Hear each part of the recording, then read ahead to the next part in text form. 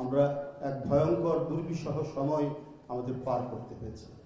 কথা বলা ছিল যেন পাপ, এবং সত্য কথা বলা ছিল আরো পাপ। যিনি সত্য কথা বলেছেন সেটা যদি ক্ষমতাসীন গোষ্ঠীর স্বার্থের বিরুদ্ধে যায় তার কোনো নিস্তার নেই। নানা ধরনের অত্যাচারের নানা খড়গ তার উপর নেমে এসছে। সারা দেশব্যাপী মামলা, এবং মামলা জামিন নেওয়ার জন্য এডিটরদের ছুটে যেতে হয়েছে, না হলে তাকে হুমকি দেখানো হয়েছে, না হলে গ্রেপ্তার করানো হয়েছে। বর্ষিয়ান এবং জ্ঞানদীপ্ত সাংবাদিক আমি মনে করি। আমরা পাশাপাশি কারাগারের কক্ষে ছিলাম। শফিক রেহমান, এই বর্ষিয়ান সাংবাদিক, তাকে যেভাবে গ্রেপ্তার করে নিয়ে গিয়ে কারাগারের মধ্যে রাখা হয়েছে, এর কয়েকদিন পর আমি গেলাম, পাশাপাশি কক্ষেই আমরা ছিলাম। তার প্রতি যে আচরণ করা হয়েছে, এবং এত বয়স্ক একজন মানুষকে রিমান্ডে তার উপরে যে আচরণগুলো করা হয়েছে, সবকিছু মিলিয়েই তো আমরা একটা ঘন কালো অন্ধকার পার করেছি। আরো ঘটনা, এই তো এতগুলো ফিরিস্তি দিলে তো অনেক সবাই চলে যাবে, আমি ওটা বলতে চাই না, কিন্তু এই যন্ত্রণা, এই নিপীড়ন, এই আতঙ্ক, এই বিভীষিকা আমরা সবাই যারা মানে অল্প উচ্চারণে কথা বলেছি, যারা বেশি উচ্চারণে বা বেশি জোরালো ভাষায় কথা বলেছে, প্রত্যেকেই কম বেশি আক্রান্ত হয়েছে। সেই আক্রমণের মুখ থেকে আমরা যখন কিছুটা বাঁচার সম্ভাবনা দেখছি, এখনো যে সমস্ত বিষয়গুলি আমাদের সামনে আসছে, এটাও কিন্তু আমাদেরকে ভাবিয়ে তুলছে। নিঃসন্দেহে একজন তরুণ রাজনীতিক, তার মৃত্যু, তাকে আঘাত করা, আহত করে কয়েকদিন পরে সিঙ্গাপুরে তার মৃত্যু হৃদয় বিদারক। আমরা তীব্রভাবে তার প্রতিবাদ করি। যে কারো তার কথা এবং বক্তব্যের কারণে তাকে জীবন দিতে হবে, এরকম মানে এই পরিবেশের জন্য তো এতদিনের এত রক্ত, এত শহীদ, এত যে জীবন চলে গেছে পৃথিবী থেকে, এর জন্য তো হয়নি। তো এটা যেমন আমাদেরকে ব্যথিত করেছে, এবং এর প্রতিক্রিয়ায় আমরা যেটা দেখেছি সেটাও মেনে নেওয়ার মতো না। তা কেন হবে?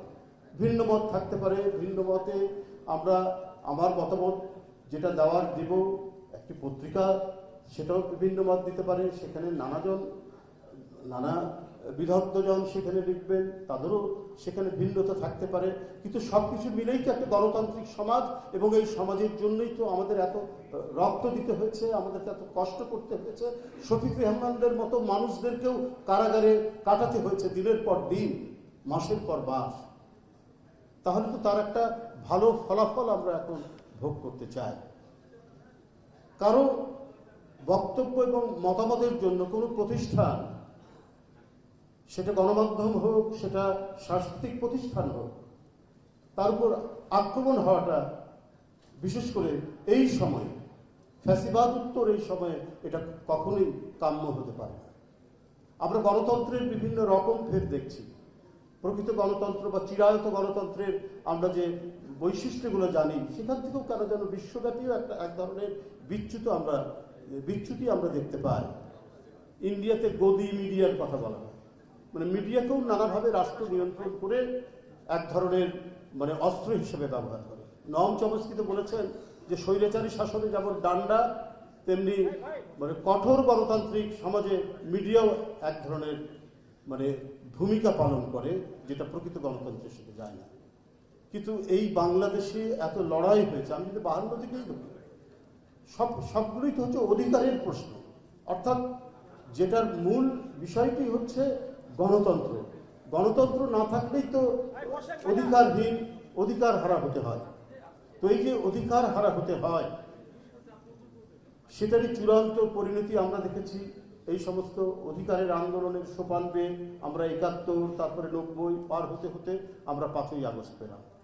এরপরে কেন কথা বলার স্বাধীনতার উপর, মত প্রকাশের স্বাধীনতার উপর এই ধরনের আক্রমণ?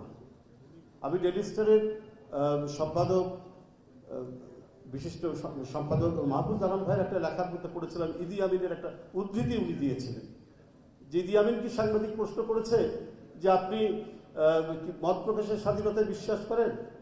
তো বলছে হ্যাঁ আমি বিশ্বাস করি, কিন্তু তার মত প্রকাশের স্বাধীনতার পর কি পরিস্থিতি হবে সেটা আমি বলতে পারি না।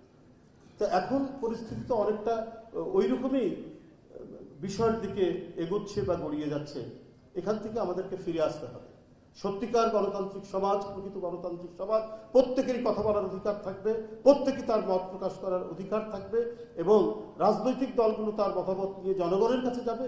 জনগণ যাকে বাছাই করবে সে রাষ্ট্র ক্ষমতা গ্রহণ করবেন এবং রাষ্ট্র পরিচালনা করবেন একটা নির্দিষ্ট মেয়াদের জন্য। আমরা শক্তভাবে এই চর্চা, এই ধারাবাহিকতা যদি আমরা রক্ষা করতে না পারি, আবার আমরা যে তিমিরে ছিলাম সে তিমিরেই আমরা পড়ে থাকবো।